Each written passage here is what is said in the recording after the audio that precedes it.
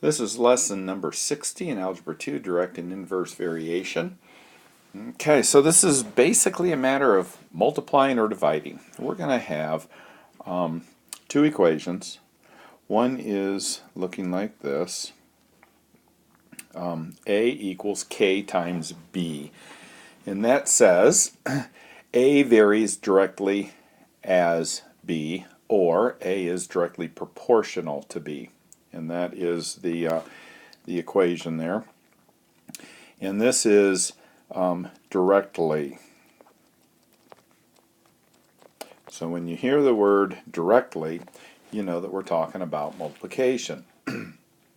Now, when you have something like this, with the little k on top and the b on bottom, that varies inversely. So inversely is divide, directly is multiply. The k here is called a constant of proportionality, and the k, notice the k is always, always, always in the numerator. The only difference between directly and inversely is the b is in the numerator here and it's in the denominator there.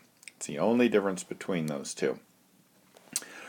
Alright, so if I say the number of boys, let me get a pen here, the number of boys varies, which means equal. Number of boys varies directly as the number of girls. Okay, so I said directly, so I multiply k times b. If I say the price varied inversely with or as the number, then I have that. So again, k is always on the top, and you just switch the second part of the equation to the top or bottom depending on what we need. Okay, so first step is to determine which equation we're going to use. The second step in order to do these is to find k. Once we find k, we substitute and we solve. So there's really two steps, three I guess if you use solving the equation as part of it, but that's really about it for it. So let's go ahead and do some and see what we got. So example 60.1. The number of boys in every classroom of a school varies directly. Boys varies directly as the number of girls. There's our equation. Step 1 is done. In one room there are 8 boys and 2 girls. If there are 5 girls in another room, how many boys are in the room? Alright, so we wrote the equation. Next step. We use 8 for boys, and we use 2 for girls, and that gives us an opportunity then to find k. So the first thing they're going to do is they're going to give you enough stuff to put into the equation to find k, and then we substitute k. Alright, so we look at the first part. In one room there are 8 boys and 2 girls. That gave us enough information there to find k. So k equals 4. Now we write our equation. B equals 4g. That's our new equation now that we found k.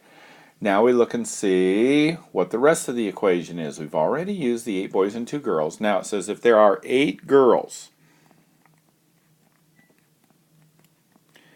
8 girls. Oops, I'm sorry, 5 girls. I don't know where I got 8 at. If there are 5 girls. Alright, then it says how many boys are there. There's 20. 5 times 4. That's all there is to it. If you can get around me using the word or number 8 instead of 5. Okay, so let's look at the second one. Example 60.2. The number of revolutions per minute, RPM, varies inversely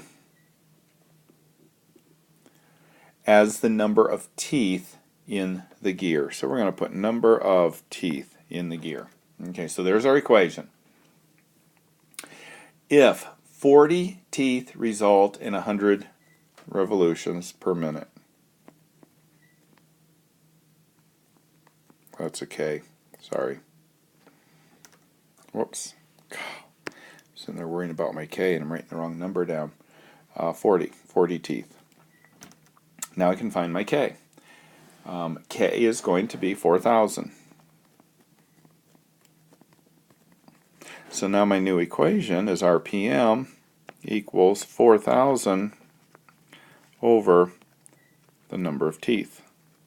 Okay, now let's see what the rest of it says. What would be the RPM if the gear had 30 teeth? So instead of that, we're going to put a 30 here. 4,000 divided by 30 is going to give me 133 1/3. That would be my RPMs. And that's it for that one. All right, let's try one more. And I will turn you loose. 60.3. The number of clowns was directly proportional to what?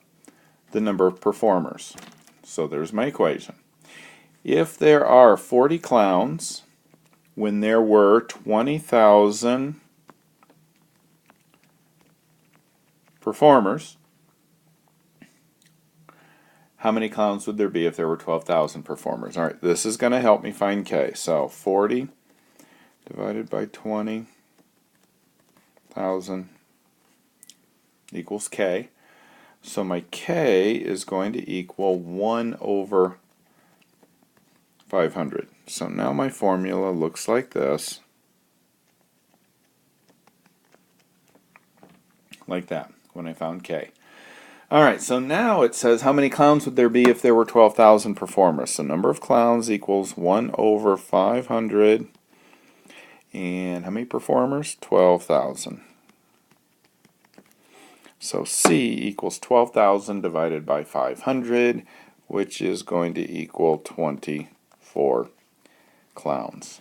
One clown is scary enough. 24 is terrorizing. Alright, so that's it for the lesson.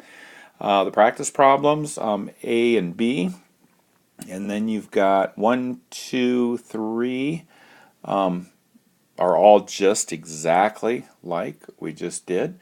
So, in fact, they're even using boys and girls in a classroom and revolutions and gears and clowns for these. So, really shouldn't give you any trouble.